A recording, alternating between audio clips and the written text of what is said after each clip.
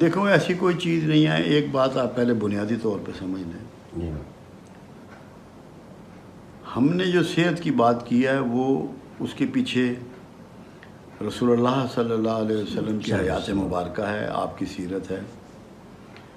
آپ دیکھیں رسول اللہ صلی اللہ علیہ وسلم نے ایک دن میں 2 طرح کا کھانا تمام عمر نہیں کھایا. جو کی روٹی کھائی، ستو کھائے، تربوز کھایا، سنگترا کھایا، شہد کھایا، دودھ پیا بکری کا یا اونٹنی کا.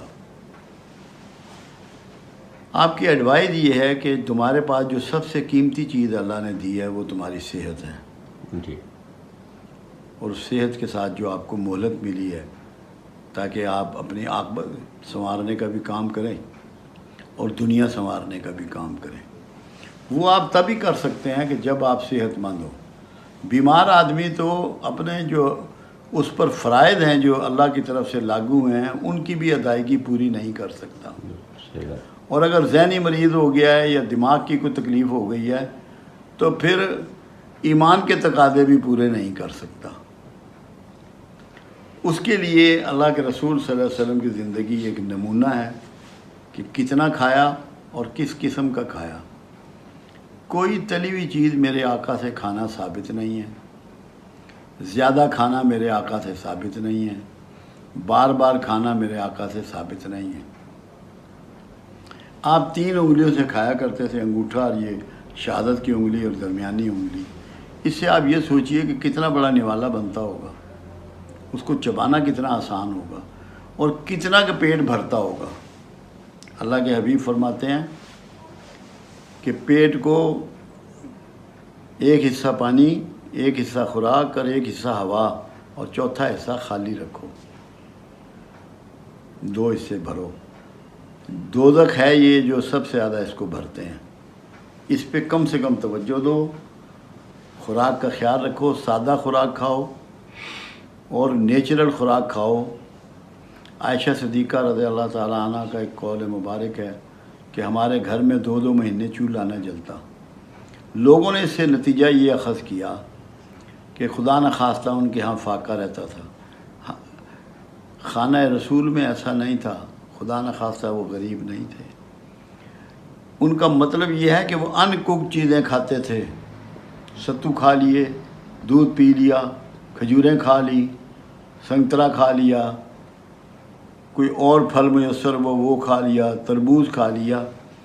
کوکنگ کی طرف نہیں جاتے تھے کیونکہ کوکنگ میں نمک بھی استعمال ہوتا ہے، مرچیں بھی استعمال ہوتی ہیں، آئل بھی استعمال ہوتا ہے.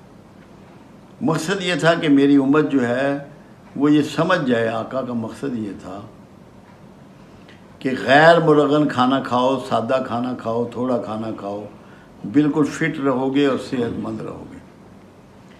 اسی کتاب کو ہم نے اسی لیے ان چیزوں کا لکھا بھی ہے جو چیزیں استعمال کرتے ہیں کہ یہ کیسے ہمیں سمجھ میں آئی ہیں اور کس.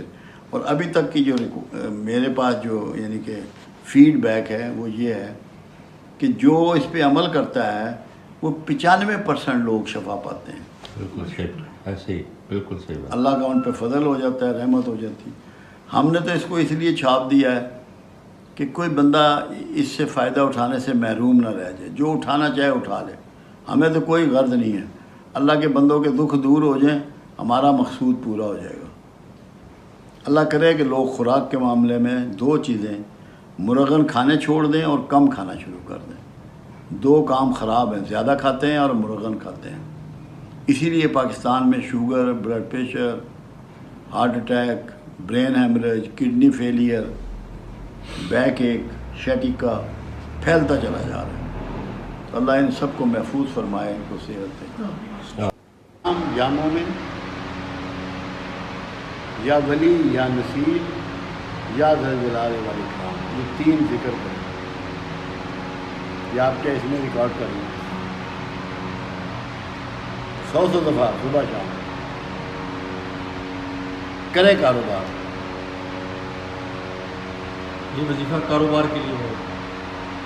یہ ہے عزت اور رزق کی اور معاش کی اور معاشرت کی ہر قسم کی عزت اور بڑھوتری کے لیے 100 دفعہ یا سلام یا مومن، 100 دفعہ یا ولی یا نصیر، 100 دفعہ یا ذا الجلال والاکرام ابھی ایک دفعہ رپیٹ کر دیتے ہیں۔ 100 دفعہ صبح شام یا سلام یا مومن، 100 دفعہ صبح شام یا ولی یا نصیر نصرت دینے والا، اور 100 دفعہ صبح شام یا ذا الجلال والاکرام۔ ذل پڑھ لیں ذل پڑھ لیں، کوئی فرق نہیں پڑتا، نہ غریب رہیں گے، نہ مقروض رہیں گے، نہ پریشان رہیں گے، عزت بھی بڑھے گی، سرمایہ بھی بڑھے گا، سکون بھی بڑھے گا۔ سنت نہیں ہے، ایک بھی نبی کی سنت ملازمت نہیں ہے۔ اللہ کے رسول صلی اللہ علیہ وسلم نے مضاربہ میں بھی کام کیا، مشارکہ میں بھی کام کیا، مگر کیا ٹریڈ نہیں، نوکری نہیں، کسی پیغمبر نے نہیں۔ کیوں؟ ہوتا یہ ہے، کس کے مقدر میں کیا لکھا ہے، تو اپنا مقدر نوکری میں دوسرے کے ہاتھ فروخت کر دیتا، بجائے اس کے کہ تو اللہ پہ توکل کرے اور کوئی جاب کرے، اپنا کوئی کاروبار، کیونکہ رسول اللہ صلی اللہ علیہ وسلم کا فرمان مبارک ہے کہ اللہ نے جو 10 برکتیں دنیا میں اتاری ہیں، اس میں سے 9 تجارت میں ہیں اور 1 دیگر کاموں میں، مطلب ڈفرنس کا اندازہ لگا، ان میں کھیتی بھی ہے، اس میں فوج کی نوکری بھی ہے، اس میں دیگر کام بھی ہیں، 9 صرف تجارت میں۔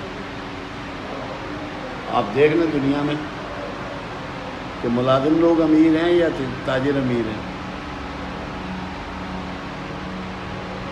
یہ آسان سی بات ہے۔ اتنی بڑی مثال ہے، جب مدینہ پہنچے لوگ اور سب کے بھائی چارہ کروایا گیا، عبد الرحمن بن عوف رضی اللہ تعالیٰ عنہ سے پوچھا گیا کہ آپ کا کس سے بھائی چارہ کروائیں؟ آپ نے فرمایا کہ میرا کسی سے بھائی چارہ نہ کریں، مجھے ایک تھوڑا سا چھوٹے سے برتن لے دیں اور تھوڑا سا مجھے پنیر لے دیں، میں یہ بیچ لیا کروں گا اور اس کے بعد جو ہوگا دیکھا جائے گا۔ اصحاب رسول میں سب سے امیر آدمی عبد الرحمن بن عوف تھے۔ جب وہ فوت ہوئے تو 4000 تو غلام تھے، اور اونٹوں کا قافلہ اتنا بڑا تھا کہ ایک اونٹ اگر جدے میں ہوتا تو اگلا اونٹ مکہ میں ہوتا، امیر ترین۔